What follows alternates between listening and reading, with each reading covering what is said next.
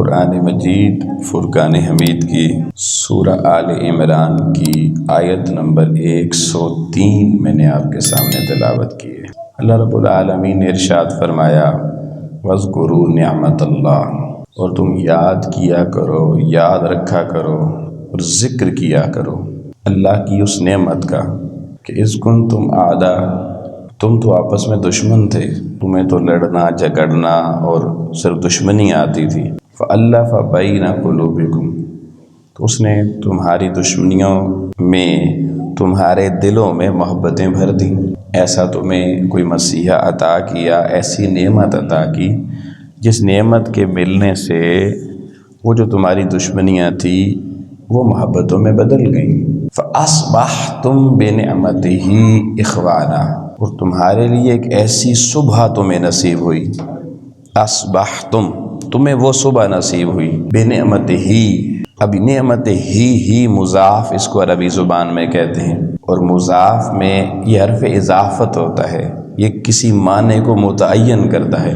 تو فرمایا ویسے تو بہت ساری نعمتیں ہیں، لیکن جس نعمت نے تمہیں دشمنیوں سے نکال کر بھائی چارے کی فضا اور محبت کی، تمہارے دلوں میں محبتیں بھریں، یہ اس نعمت کا میں ذکر کر رہا ہوں۔ اس نعمت کو یاد بھی رکھنا ہے، اس کا چرچا بھی کرنا ہے، وَاذْكُرُوا، اس کا ذکر کرتے رہنا ہے، اس کو بھول نہیں جانا ہے۔ اور بِنِعْمَتِهِ إِخْوَانًا، جس نعمت نے تمہیں بھائی بھائی بنایا۔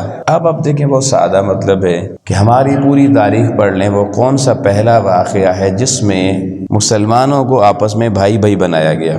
تو ریاست مدینہ کی بنیاد حضور علیہ السلام نے جس ستون پہلے پہ رکھی وہ ستون تھا میثاق مدینہ، مواخات مدینہ، جس میں حضور علیہ السلام نے انصار اور مہاجرین کو آپس میں بھائی بھائی بنایا۔ اب اللہ تعالیٰ کہتا ہے کہ یہ جس نعمت نے تمہیں بھائی بھائی بنایا، اس نعمت کا پھر تعلق صبح کے ساتھ جوڑا۔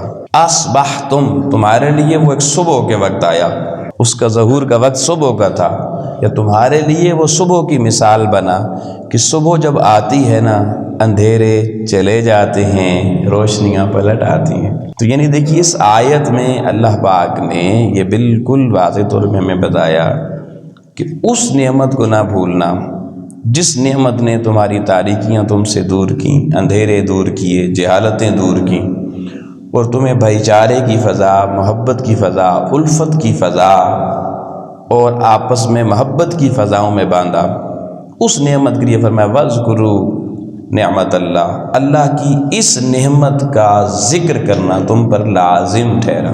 اب یہ نعمت بلا تشبیہ و بلا مثال حضور رحمت عالم نور مجسم خاتم الرسل صلی اللہ علیہ وآلہ وسلم کی صورت میں اس امت کو یہ صبح بہارا نصیب ہوئی، جس کی روشنی انشاءاللہ قیامت تک اس امت کو نصیب ہوتی رہے گی۔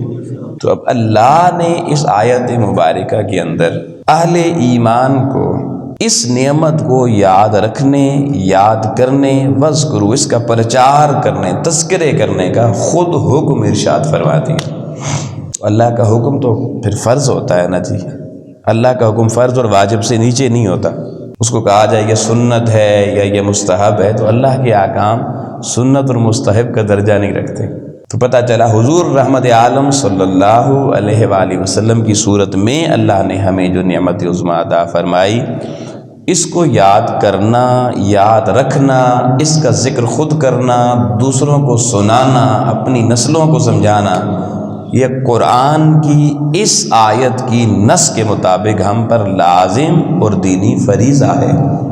اب جب اس ذکر کا کرنا اللہ کی طرف سے لازم ٹھہرا، اب کوئی دلیل بندہ مانگے جی دلیل کیا ہے، تو قرآن کا جب حکم آ جائے، اب کوئی پوچھے جی نماز کیوں پڑھیں، تو آپ یہی کہیں گے بھئی قرآن میں اللہ کا حکم ہے، جب حکم ہے تو اس پہ دلیل کون سی چاہیے؟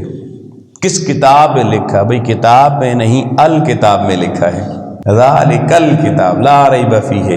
باقی کتابوں پہ تو شک ہو سکتا ہے، واحد ساری کائنات کی کتاب جس میں اللہ نے ہر شک کا ذہنی طور پہ، علمی طور پہ خاتمہ کر دیا، لوگوں اس کتاب کا نام قرآن مجید ہے۔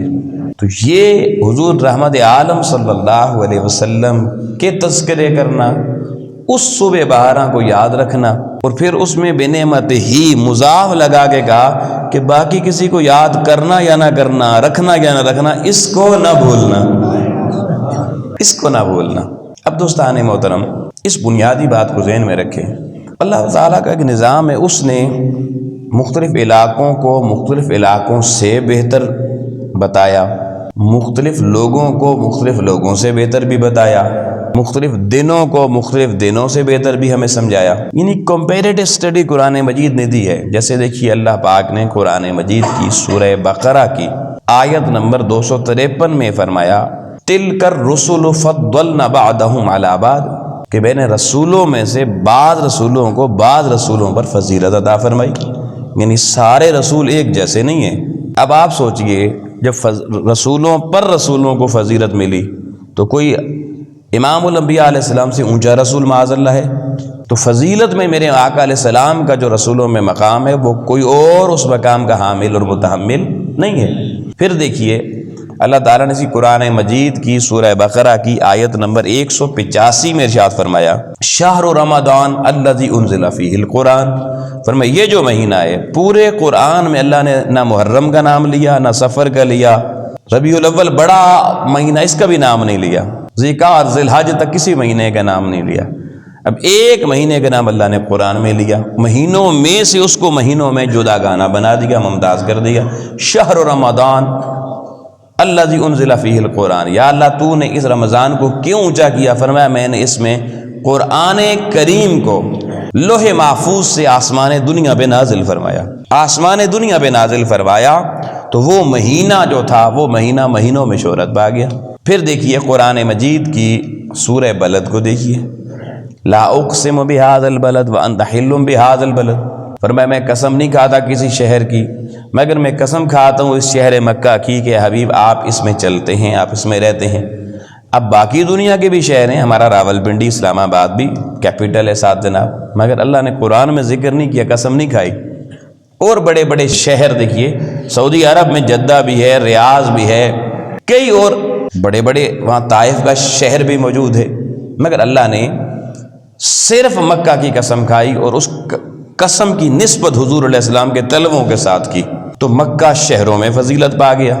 ایسے ہی آپ دیکھیے قرآن مجید کی سورۃ القدر کو دیکھیے، تنزل الملائکۃ والروح فیہا باذن ربہم من کل امر سلام ہی حتی مطلع الفجر، پورے سال کی راتیں ساری راتیں ہیں سب اللہ کی بنائی ہوئی ہیں، مگر لیلۃ القدر کے بارے میں فرما لیا کہ یہ 1000 مہینے سے بہتر ہے۔ کیوں؟ اس میں ملائکہ نازل ہوتے ہیں، تو ملائکہ ویسے زمین پر نہیں آتے، ویسے بھی آتے ہیں مگر اس رات کو زیادہ ملائکہ آتے ہیں، تو جس رات کو ملائکہ کثرت سے زمین پر آئیں وہ رات سال بھر کی ساری راتوں سے ممتاز ہوگی، اعلیٰ ہوگی۔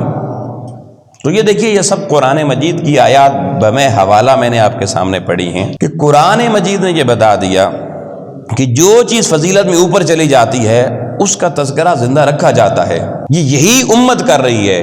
کیسے؟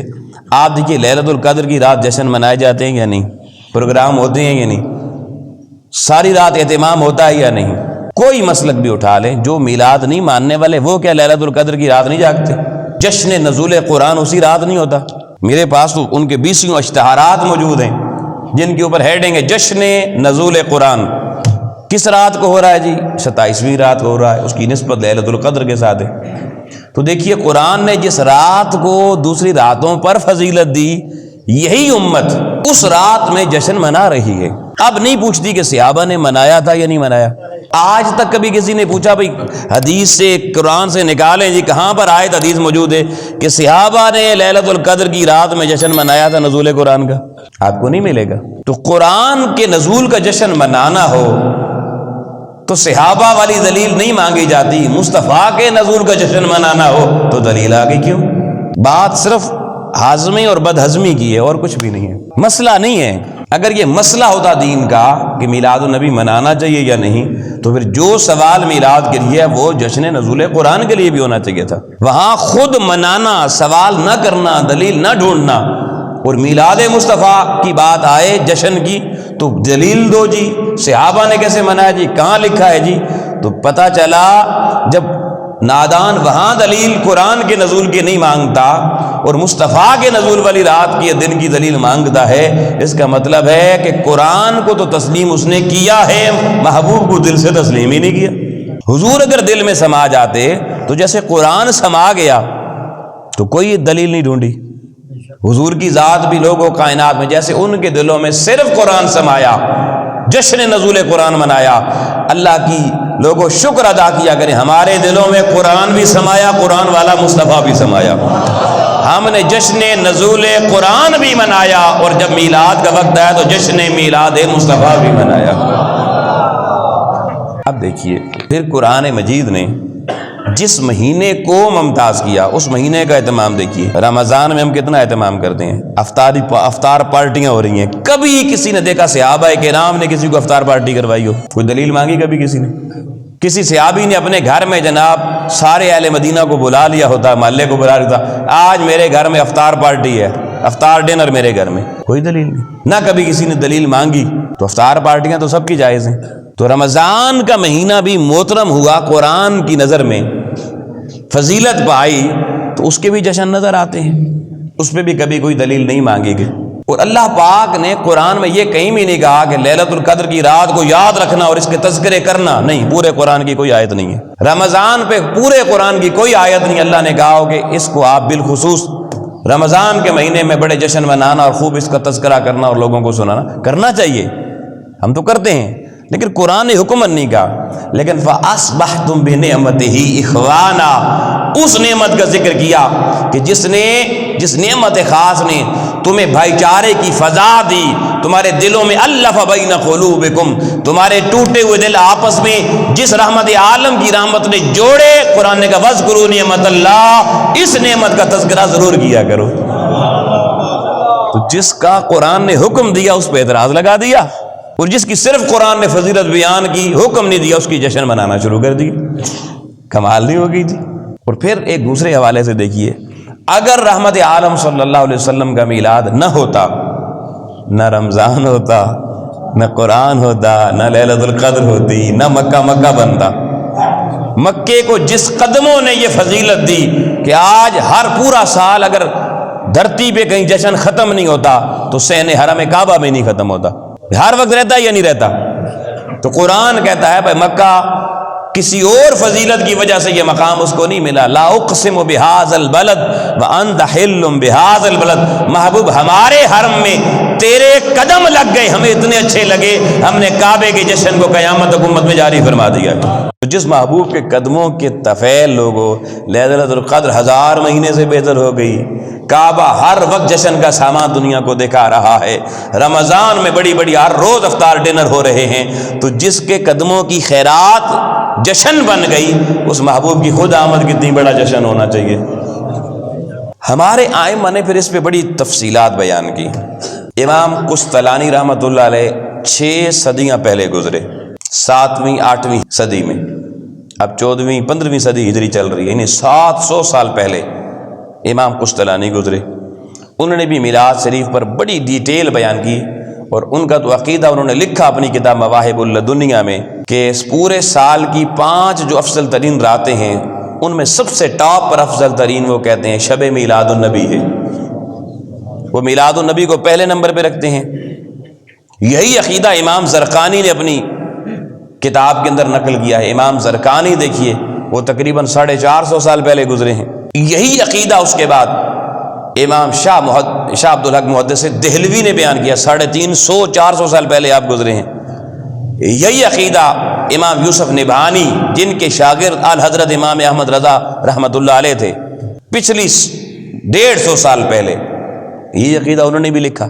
یعنی تسلسل یہ نظر آتا ہے سارا، اس سے پیچھے اوپر بھی کتابوں میں یہ چیزیں موجود ہیں۔ میں نے تو ابھی کیونکہ حوالہ صرف امام قسطلانی کا دینا تھا تو اس لیے امام قسطلانی کا تھوڑا تعارف کروا دیا، اس کے بعد تسلسل چلا آ رہا ہے 7 صدیوں کا۔ یہ امام قسطلانی کی مواہب اللدنیہ، اس میں آپ لکھتے ہیں کہ یہ جو شب میلاد النبی ہے یہ سال کی ساری راتوں میں سب سے افضل رات ہے۔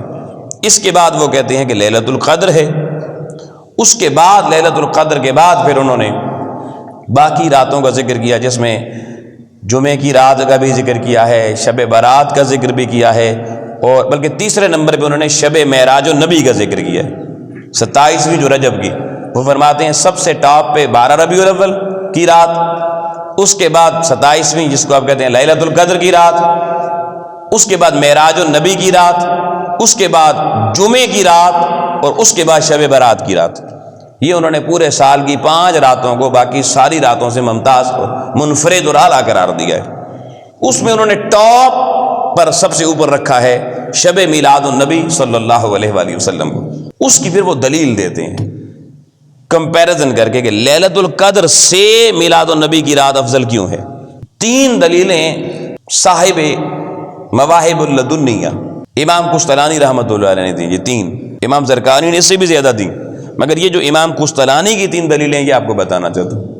وہ فرماتے ہیں پہلی بات کہ لیلۃ القدر کے مقابلے میں میلاد النبی کو عظمت اس لیے حاصل ہے کہ لیلۃ القدر میں قرآن نازل ہوا یا فرشتے نازل ہوتے ہیں زمین کے اوپر، اور کہتے ہیں کہ یہ جو قرآن ہے یا لیلۃ القدر اٹ سیلف جو اللہ کی نعمت ہے اس امت کے لیے، جس کو خیر من الف شہر کہا گیا، 1000 مہینے سے بہتر، یہ عطا ہوئی لیلۃ القدر حضور علیہ السلام کی آمد کی وجہ سے، حضور کے عطا ہونے کے صدقے، سیکنڈری چلی گئی نا، پرائمرلی حضور علیہ السلام آئے، پھر حضور علیہ السلام کو اس امت کے لیے نعمت ملی لیلۃ القدر کی۔ وہ فرماتے ہیں جو ڈائریکٹ نعمت مشکات نبوت کی ہمیں ملی ہے وہ نعمت اونچی ہے، اور اس کے توسل سے جو لیلۃ القدر کی نعمت ملی ہے وہ اس کے مقابلے میں نیچی ہے۔ یہ پہلی دلیل امام قسطلانی دیتے ہیں کہ حضور نبی رحمت صلی اللہ علیہ وسلم کے میلاد شریف والا جو رات کا پچھلا پہر اور صبح تھی وہ لیلۃ القدر کی اس رات سے بہتر ہے۔ دوسری دلیل یہ دیتے ہیں کہ لیلۃ القدر میں تنزل الملائکہ، کون آتے ہیں زمین پر؟ فرشتے، اور وہ کہتے ہیں کہ شب میلاد النبی کون آیا دنیا میں؟ حضور نبی کریم علیہ السلام۔ تلک الرسل فضلنا بعضهم علی بعض، سارے رسول فضیلت میں نیچے میرے محبوب اونچے ہیں، سب سے بلند ہیں، جو یہ عقیدہ نہ رکھے وہ مسلمان نہیں ہو سکتا۔ وہ فرماتے ہیں کہ لیلۃ القدر میں فرشتے آئیں، وہ رات 1000 مہینے سے بہتر آ گئی۔ امام قسطلانی کہتے ہیں میرا ایمان تو یہ جس رات مصطفیٰ آئے وہاں ہزاروں لاکھوں کی گنتی چھوٹی پڑ گئی، مصطفیٰ اس سے بھی زیادہ اعلیٰ ہیں، گنتیاں چھوٹی ہیں۔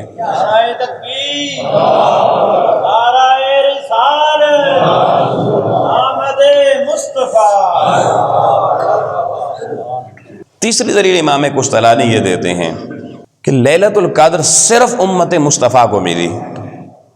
لیلۃ القدر میں کوئی یہودی عبادت کرے کوئی فائدہ نہیں، عیسائی کرے کوئی فائدہ نہیں، کائنات کی کسی اور شے کو فائدہ نہیں، اور پھر اس کے لیے بھی شرط یہ ہے مسلمان بھی وہ جو رات کو جاگے، سوئے ہوئے کو نہیں ملتی فضیلت۔ ایک مسلمان بے شک ساری رات سویا رہے، وہ کہ لیلۃ القدر میں سویا رہا تو بڑی فضیلت مل گئی، نہیں بڑی، اور پھر اس کو بھی اللہ پاک نے 5 طاق راتوں میں چھپا کے رکھا، بڑی محنت سے تلاش کرنی پڑتی ہے، وہ نصیب والوں کو ہی ملتی ہے۔ تو سارے مسلمانوں کو بھی لیلۃ القدر نصیب آدھوں کو بھی نہیں ہوتی، پتہ نہیں کتنے % کو ہوتی ہوگی، خدا جانے، گنتی کے ہی ہوں گے جو حال ہمارا ہے ابھی تو لوگوں۔ امام قسطلانی کہتے ہیں جس رات چند خوش نصیبوں کو صرف اس نعمت کا فائدہ ملے وہ زیادہ اعلیٰ نہیں ہو سکتی اس رات سے جس رات چند خوش نصیب مسلمان نہیں، سارے مسلمان نہیں، سارے انسان نہیں، وما ارسلناک الا رحمتا للعالمین۔ فرماتے ہیں شب میلاد النبی ساری کائنات پر اللہ نے رحمت مصطفیٰ نازل فرمائی۔ نعرہ تکبیر، نعرہ رسالت، نعرہ حیدری، محمد مصطفیٰ۔ اور اس پہ سب سے بڑی دلیل وہ حدیث ہے کہ حضور علیہ السلام کی ولادت کی خبر سن کر حضور کے سب سے بڑے دشمن ابو لہب نے اپنی لونڈی سویبہ کو انگلی کے اشارے سے آزاد کر دیا تھا۔ اب دیکھیے حضور علیہ السلام کا فیضان میلاد مسلمان تو مسلمان کافروں کو کیسے ملا؟ حضور کا سب سے بڑا دشمن جس کی مذمت میں قرآن کی پوری ایک سورت نازل ہوئی، پوری سورت، اس پوری سورت میں کوئی دوسرا مضمون نہیں ہے، باقی صورتوں میں کئی مضامین ہیں، مگر سورہ لہب کے اندر سوائے ابو لہب کی مذمت اور اس کے انجام کے اور اس کی بیوی کے انجام کے اور کوئی دوسرا مضمون اللہ نے بیان نہیں فرمایا۔ آؤ دوستان محترم، جس ابو لہب کی مذمت میں اللہ کا قرآن نازل ہوا، حضور کے میلاد کا صدقہ، وہ میلاد مصطفیٰ صرف سن کے جو خوش ہوا اور لونڈی کو اپنی انگلی کے اشارے سے آزاد کیا، حدیث مصطفیٰ ہے کہ قبر میں ہر سوموار کی رات ابو لہب کا عذاب بھی کم کر دیا جاتا ہے۔ یار میلاد کا فائدہ اگر دشمن رسول کو ہو سکتا ہے تو جو حضور کی محبت میں ساری زندگی نعرے لگانا جائے اس کو حضور کے میلاد کا کتنا فائدہ ملے گا۔ صرف میلاد میں خوش ہو جانا بس، چاہے سوئے ہوئے خوش ہو، چاہے بیٹھے ہوئے خوش ہو، چاہے کھڑے ہوئے خوش ہو، چاہے بھاگتے ہوئے خوش ہو، فیض ملا ابو لہب کو اور قیامت تک اس امت کو تو بالخصوص ملتا رہے گا۔ اگر دشمن کو مل سکتا ہے دوستوں کو تو زیادہ ملتا ہے۔ آؤ دوستان محترم، امام قسطلانی کہتے ہیں لیلۃ القدر میں سو کے دیکھنا کچھ نہیں ملے گا، سو کے بھلے آپ ہنستے رہیں خواب تکتے رہیں کچھ نہیں ملے گا۔ تو فرماتے ہیں جس رات میں سونے والے کو کچھ نہ ملے وہ افضل نہیں ہو سکتی جس رات میں سونے والا بھلے سو جائے، صرف خوش ہو کے سو جائے، اس کی قبر بھی ٹھنڈی ہو جائے گی۔ وہ رات لیلۃ القدر سے اعلیٰ رات ہے۔ دیکھیں ہمارے ائمہ نے کتنا خوبصورت کام کیا۔ یہ نادان لوگ کہتے ہیں جی پچھلی صدی میں میلاد شروع ہو گیا، یہ تو میں نے 7 صدیاں پہلے کے بڑے امام ان کی بات آپ کو سنائی۔ انشاءاللہ آگے ترتیب رہی تو اس سے پیچھے بھی ہم جائیں گے بہت دور تک، پہلی ہجری تک بھی لے کے جائیں گے۔ امام ترمذی نے جو کتاب لکھی ترمذی شریف، یہ کوئی 7ویں صدی میں تو نہیں لکھی نا، سیاستہ ساری کی ساری دوسری صدی ہجری میں اور تیسری صدی ہجری میں لکھی گئی۔ تو امام ترمذی نے لوگوں اس وقت جب حدیث ترمذی کی لکھی، اس میں جب باب حضور کی ولادت کا باندھا تو نام اس کا لکھا باب میلاد النبی صلی اللہ علیہ وسلم۔ میں اکثر کہا کرتا ہوں اب سیاستہ اٹھائیں مجھے سیرت النبی کا کوئی باب دکھا دیں، پوری سیاستہ میں آپ کو سیرت النبی کا باب نہیں ملے گا، میلاد النبی کا باب ضرور ملے گا۔ تو ہمارے جو ائمہ حدیث تھے وہ بھی یہ نہیں کہ سیرت النبی کے قائل نہیں تھے، مگر انہوں نے باب نہیں باندھا، مگر میلاد النبی کا باب باندھ کے بتا دیا میلاد بڑی عظمت والی چیز ہے۔ اگر میلاد کا لفظ پرانا نہ ہوتا تو بھئی وہی سیاستہ تمہارے مدارس میں، چاہے ہمارے مکتبہ فکر کیوں یا دوسرے مکتبہ فکر کیوں، سب میں وہی پڑھائی جاتی ہیں۔ یا تو کہ ہماری ترمذی الگ ہے ان کی ترمذی الگ ہے، ہماری بخاری الگ ہے ان کی بخاری الگ ہے، ایسا نہیں ہے۔ تو ہمارے ائمہ حدیث نے لوگوں میلاد النبی کے باب باندھ کے بتا دیا میلاد کسی صدی میں شروع ہونے والی نئی چیز نہیں ہے، میلاد تو آمنہ کی گود سے شروع ہوا ہے۔ اب یہاں میں اس مضمون کو ایک حوالے سے روکوں گا، کچھ باتیں صرف آپ کو عمومی بتانا چاہتا ہوں۔ ہر چیز میں دلیل نہیں چاہیے ہوتی، کچھ چیزیں عقل اور فہم کی بھی ہوتی ہیں۔ ہم باقاعدہ دلیل کے حوالے سے بھی آگے ڈسکس کریں گے، صحابہ کرام تک جائیں گے، مگر یہ جو ہمیں کہا جاتا ہے جی صحابہ نے دیکھیں میلاد نہیں منایا آپ کیوں مناتے ہیں، دوستان مطلب میں یہ بھی بتاتا چلوں صحابہ نے جیسا میلاد منایا قیامت تک کوئی نہیں منا سکتا۔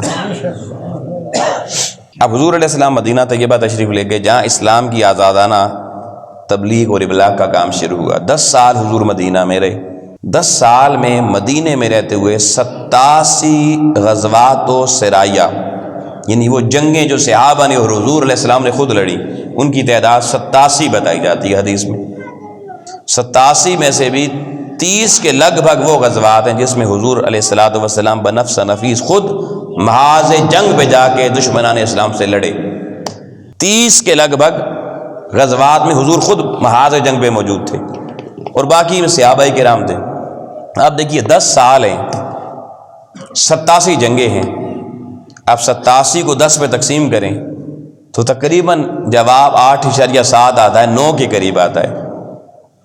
اس کا مطلب کیا ہوا کہ ہر سال میں کم سے کم صحابہ کرام نے 9 جنگیں لڑی۔ کتنی؟ اب ایک سال میں 12 مہینے ہوتی ہیں اور ایک جنگ ایک دن میں ختم نہیں ہوتی، ایسے ایسے غزوات ہیں 3 مہینے ان پہ پڑاؤ کیا لشکر اسلام نے۔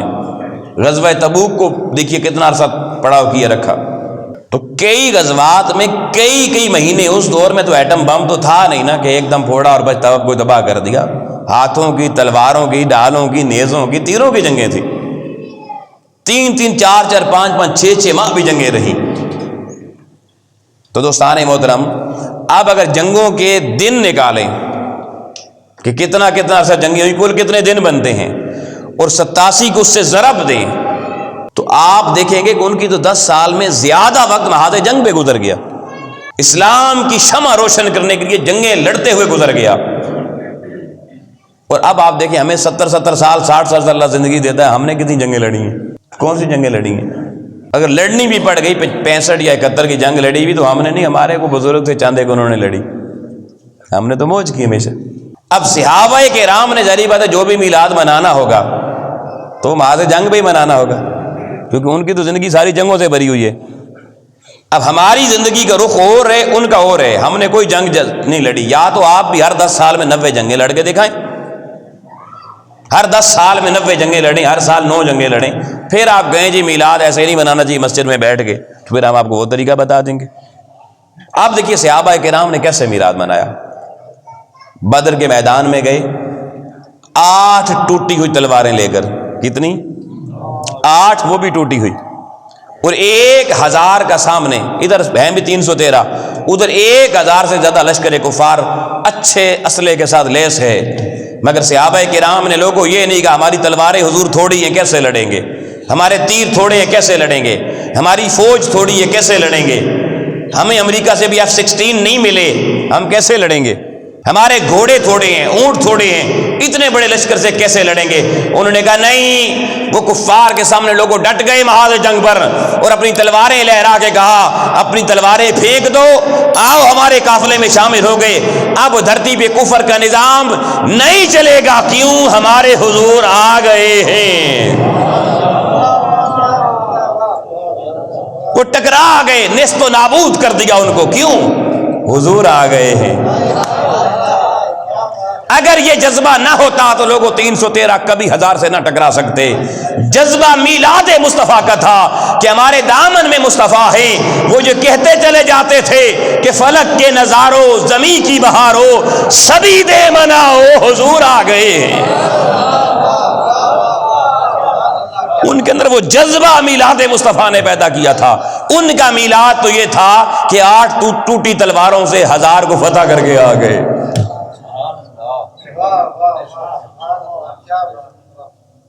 پھر وہی اصحاب پیغمبر تھے، ان کا اگلا میلاد دیکھیے۔ کیسر و کسریٰ کی سلطنتیں جو اس دور کے واشنگٹن نما، وائٹ ہاؤس نما جن کے محلات تھے، اور دھرتی کا اپنے آپ کو نا خدا سمجھتے تھے، لوگوں گھوڑوں کی ننگی پیٹھوں پر ٹوٹی تلواروں کے ساتھ کسریٰ کے محاذ پہ جب میرے نبی کے صحابہ پہنچے، انہوں نے کہا او شاہ کسریٰ نکل باہر، اب دھرتی پہ تیرا سکہ نہیں چلے گا، کیوں؟ ہمارے حضور آ گئے ہیں، حضور آ گئے، اب جھنڈے حضور کے لہرائیں گے۔ انہوں نے تو میلاد کا پیغام دنیا کو دینا تھا کہ حضور آ گئے ہیں، اور پھر لوگوں یہی وہ صحابہ پیغمبر ہیں اس حد تک میلاد یعنی حضور کی آمد کا پیغام لے کے بڑے کہ وہ 10 سال کے مدینے کے محاذوں پہ نکل کے جنگیں لڑنے کے باوجود افغانستان تک اور آپ کے ملتان اور لاہور تک اور ادھر سے کشمیر تک میرے نبی کے صحابہ نے آ کر اس دھرتی کو بھی خیرات دے کے کہا حضور آ گئے ہیں۔ افریقہ تک جا پہنچے، انڈونیشیا ملائیشیا تک جا پہنچے، اور افغانستان اور ادھر سے ملتان اور ادھر سے کشمیر تک آ پہنچے، اور ایک ہی نعرہ ان کا تھا ہٹ جاؤ، اپنے جھنڈے گرا دو، ہم وہ جھنڈا لگانے آئے ہیں۔ کس کا جھنڈا؟ فرمایا حضور آ گئے ہیں، حضور کا جھنڈا۔ اب کوئی کہہ سکتا ہے نہیں جی وہ تو ٹھیک ہے، انہوں نے کہا حضور آپ بھی اس طرح سے جناب کہیں حضور آ گئے، منع نہیں کرتے، جھنڈیاں تو انہوں نے نہیں لگائی تھیں، کمکمیں تو نہیں لگائی تھیں، بتیاں تو نہیں لگائی تھیں۔ تو آپ دوستان محترم، میں سوال کرتا ہوں کیا صحابہ کرام کے دور میں جھنڈیاں تھیں؟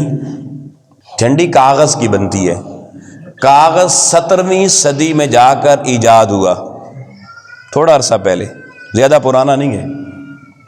پہلا پرنٹنگ پریس کاغذ کا رشیا میں لگا۔ صحابہ کے دور میں اگر کاغذ ہوتا تو قرآن مجید کاغذ میں لکھا ہوا ہوتا نا، اس دور کا نسخہ، وہ پتھروں کے اوپر، کھجور کی چھالوں کے اوپر،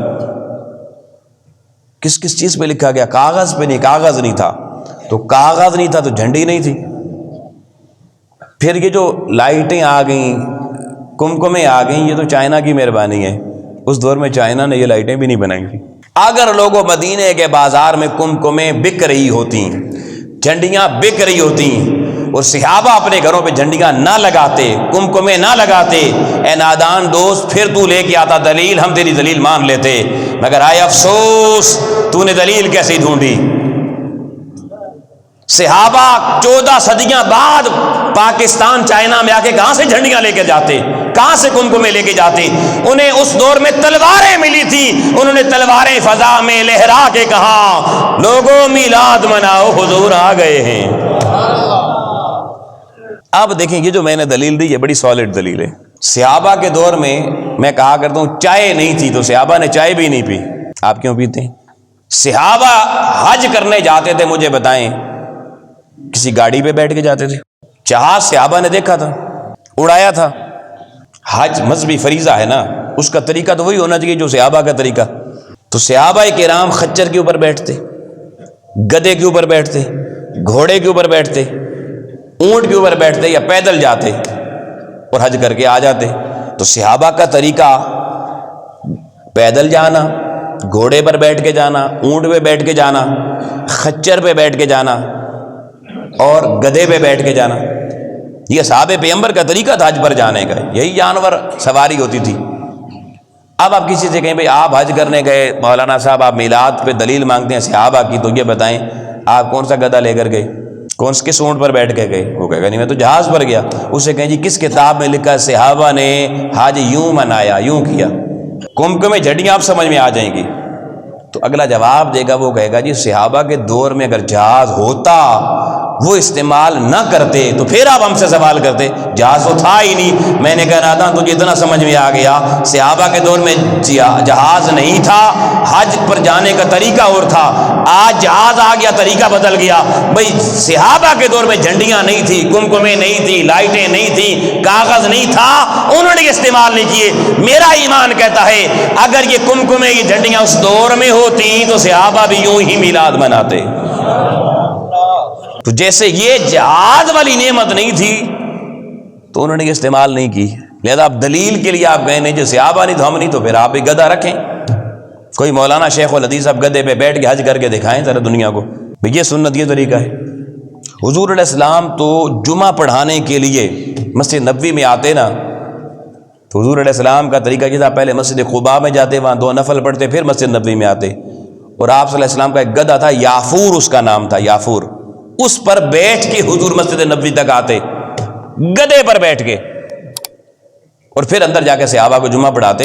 اگر آج جمعہ جو مولانا ممبر پہ بیٹھ کے پڑھاتے ہیں، جو میلاد پر دلیل مانگتے ہیں، انہیں کہیں صاحب آپ بھی گدھا رکھیں، پہلے کسی دوسری مسجد میں جا کے 2 نفل پڑھیں، پھر وہاں سے گدھے پہ سوار ہو کے اپنی جامع مسجد تک آئیں، مسجد کے دروازے کے باہر گدھا باندھیں، اندر ممبر پہ آ کے جناب آپ جمعہ پڑھائیں، باہر جائیں، پھر اپنی سواری پہ سوار ہو کے گھر تک جائیں۔ اگر آپ یہ کرنے میں کامیاب ہو گئے تو ہم چلیں کمکمیں اتار دیں گے۔ اگر اس طرح سے صحابہ کو دلیل بنانا ہے تو پھر ادھر کیوں نہیں بناتے، خود حضور کی ذات کو بنائے نا۔ تم موٹروں میں گھومو، تم بڑی بڑی کاروں میں گھومو، لگژری قسم کے جناب تم اپارٹمنٹس میں رہو، تمہیں کوئی کیا حضور علیہ السلام دوسری تیسری منزل پہ رہے؟ تو مسجد مدرسوں کی کتنی منزلیں ہوتی ہیں؟ فتح آپ جامعہ رشیدیہ کراچی کے جا کے دیکھیں کتنی منزلہ سٹوری ہے، حضور نے دوسری تیسری منزل نہیں بنائی، تو یہاں صحابہ نے بنائی۔ بھئی مدرسہ چلا رہے ہیں، دین کی تعلیم دینی ہے، صحابہ کا طریقہ ہونا چاہیے، تو بلڈنگ بھی آپ کی وہی صحابہ والی طرز بھی ہونی چاہیے، کھجور کی چھالیں لیں، ان کے ستون بنائیں، اس طرح کے اوپر چھت ڈالیں، بارش آئے تو آدھی اندر آدھی باہر، پتہ چلے آپ کو بھئی صحابہ کا طریقہ یہ تھا۔ تو صرف میلاد کے لیے صحابہ کرام کی دلیل مانگنا اور باقی سارے شعبوں کے لیے جائز ہے۔ تو سان محترم اس سے یہی ثابت ہوتا ہے کہ مسئلہ دین کا مسئلے کا نہیں ہے، ورنہ یہ مسئلہ ہے، مسئلہ صرف یہ ہے کہ حضور علیہ السلام بتا گئے تھے ام لم یعرفوا رسولہم فہم لہ منکرون، یہ منکر میلاد کی اسی لیے انہیں رسول کی آج تک سمجھ ہی نہیں آئی۔ ام لم یعرفوا، معرفت نہیں ملی رسول کی، معرفت نصیب نہیں، ام لم قرآن کہتا ہے ام لم یعرفوا رسولہم، انہیں اس رسول کا معرفت نصیب نہیں ہوئی، اس لیے فہم لہ منکرون، منکر بنے پھرتے ہیں۔ ہم یہ کام نہیں کرتے کیونکہ اس کی نسبت پیغمبر کے ساتھ ہو گئی ہے۔ اب بتائیں صرف جشن نزول قرآن نہیں ہوتا، ختم بخاری بھی ہوتا ہے، ختم جو لوگ میلاد نہیں مناتے ان کے یہاں ختم بخاری ہوتا ہے. اب کسی پوچھے صحابہ نے ختم بخاری کبھی کیا تھا؟ تو کہیں گے صحابہ کے دور میں بخاری تھی ہی نہیں. تو آپ کہیں جو صحابہ کے دور میں چیز نہیں تھی وہ بدعت ہو گئی یا نہیں ہو گئی؟ ہمیں یہی کہتے ہیں نا یہ بدعت ہے. انہیں کہیں بھائی بخاری تو صحابہ کے دور میں نہیں تھی تو بدعت ہو گئی. تو اس کا ختم کرنا، اس کا جلسہ رکھنا جائز ہے. تو بخاری وہ کہتے نہیں بخاری میں حدیثیں ہیں. وہ بھائی حدیثیں کس کی ہیں؟ رسول اللہ کے فرمان ہیں. ارے جس کے فرمان کتاب میں لکھے جائیں اس کا جشن جائز ہے، اس کے اپنے آنے کا جائز نہیں ہے، بدرجہ اولا جائز ہے. پھر ابھی تو اور کام آسان ہو گیا. ابھی ہر سال وہ یوم صدیق اکبر مناتے ہیں. یوم، اس کے اشتہارات بھی اپنے پاس موجود ہیں. یوم فاروق اعظم منایا جاتا ہے. محرم میں صرف مسلمان کیونکہ اہل بیت اطہار کا ذکر شروع کرتے ہیں تو وہ کہتے ہیں یوم عمر، یوم فاروق اعظم یکم محرم کو مناتے ہیں. یوم سید صدیق اکبر منانا شروع کر دیا.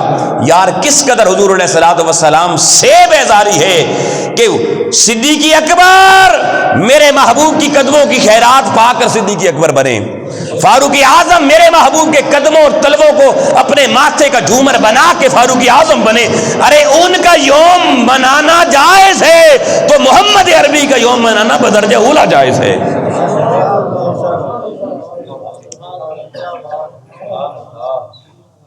بعد والوں کے یوم منانا شروع کر دیے. اچھا چلیں جی میلاد کانفرنس، یہ نام ٹھیک نہیں ہے. کیا ٹھیک ہے جی؟ سیرت کانفرنس رکھیں. انہیں کہیں صحابہ کرام نے کبھی سیرت کانفرنس منعقد کی تھی؟ آپ صحابہ کے بغیر سیرت کانفرنس کریں جائز ہے، اور ہم میلاد کانفرنس کریں تو ناجائز ہو گئی. بھئی یہ کون سا معیار ہے دنیا میں؟ تو یہ میں نے چند عقلی دلیلیں اس لیے سامنے پیش کی. نئی نسل ہے، عقل اور شعور سے کام لیتی ہے.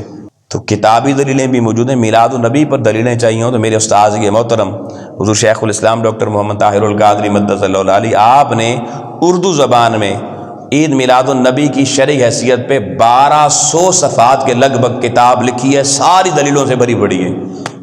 قرآن و سنت کے سارے دلائل اس میں اکٹھے کر دیے. سینکڑوں ہزاروں دلائل اس کے اندر آ گئے. لیکن دوستان محترم مضمون ہم یہاں روک رہے ہیں کہ ابھی تک ہم دلیلوں سے نہیں نکلے. اب ہمیں میرا خیال ہے جس دور میں آگے دلیلوں سے باہر آ جانا چاہیے.